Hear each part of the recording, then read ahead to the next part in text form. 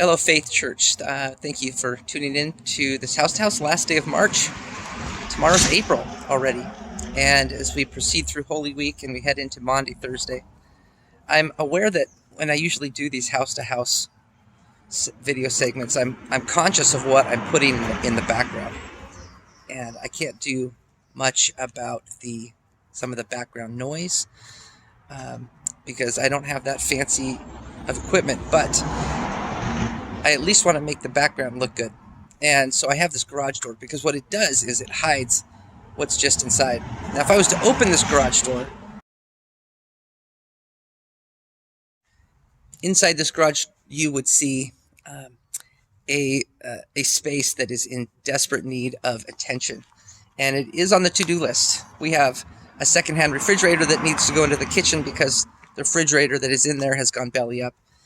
You would see in here somewhat of an embarrassment of disorganization, and you might see laziness, you might see misplaced priorities, or treasures that nothing to do with what's supposed to be my first love in Christ.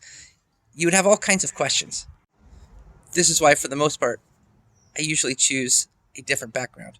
And most of us, if we're honest, we have a space in our house that we would rather, it's a door that we'd rather guests not open into our lives. We'd rather show them other spaces that we've kept well cleaned and are well appointed with things that would make a guest feel at home, and but still not surrounded by some of the clutter of our lives. And that's natural. It's true of our own lives too. If we were to open up my own mind and heart, you would see things in there that you would have great questions about me as a person. And as a friend, you would say, let's give some attention to those spaces in your life. So let's just shut this garage door for a minute, shall we?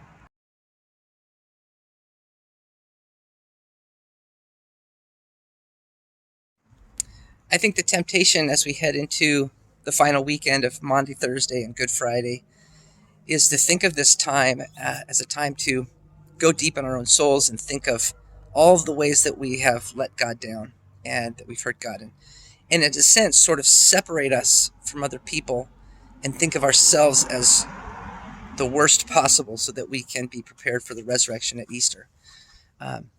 When in reality, it seems like every year, even as a church staff, we sort of have to look this up and remind each other that Maundy literally means commandment. And the commandment Jesus is talking about, even in these last days before he dies, is to his disciples. And he says, "A new commandment I give to you, let us love one another." And so Maundy Thursday, Good Friday, even though we know there's places in our lives that we could be honoring Christ better, this is a time that actually should be bringing us together as God's people, to love one another, show each other some grace, and to be reminded that God even wants to step into those places, walk with us, and before cleaning anything up, just love us, and that we should do the same for one another. As we head into this time, I would just encourage us to think of this time and to ponder what Christ has done on the cross for us, more so than all of the ways we have separated ourselves from God and from other people. So I hope this is a wonderful time of contemplation for you.